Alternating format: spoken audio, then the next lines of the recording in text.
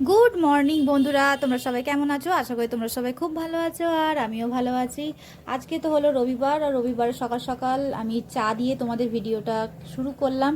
আর দেখো, এখানে চা খাওয়া দাওয়া করে আমি কিন্তু আজ সকাল সকাল আর্যর বাবার সাথে বেরিয়ে পড়েছিলাম বাজার করতে। আর এত রোদ্দুর বাইরে কি বলবো, যাই হোক। তো চলো একটু সকাল সকাল একটুখানি বাজারও করে নিই। আর আজকে আমার বাপি আসবে, তো একটু আরও বেশি আনন্দ আমার মন আজকে।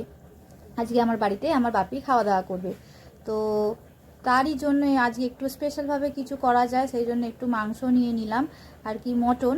সেটাকে নিয়ে তারপর চলো এবার যাওয়া যাক বাজারের দিকে।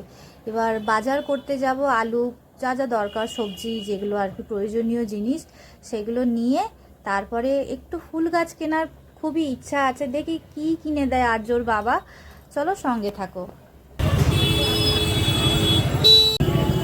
এই বড়গুলো উঠিয়ে নাও, একটু ছোট এরম এরম সাইজগুলো দাও, এরম এরম সাইজ।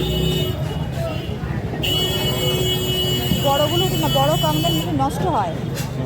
হ্যাঁ, বাজারে আসলে এখন শুধু মাছের বাজারে হয়েছে শুধু ইলিশ মাছ, চারিদিকে শুধু ইলিশের ছড়াছড়ি। তো খেতে তো ইচ্ছা করে, কিন্তু এখনো পর্যন্ত আমার কিন্তু ইলিশ মাছ খাওয়া হয়নি।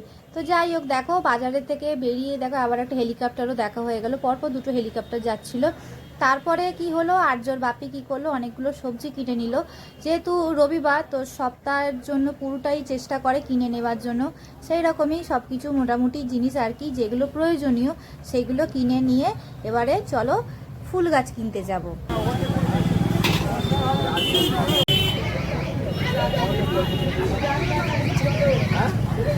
তো বাজার দোকান করা তো আমার কমপ্লিট হয়ে গেছে। এরপরে বলেছিলাম ফুল গাছ কিনবো, তো আমি ফুল গাছ কিনতে চলেও এসেছি।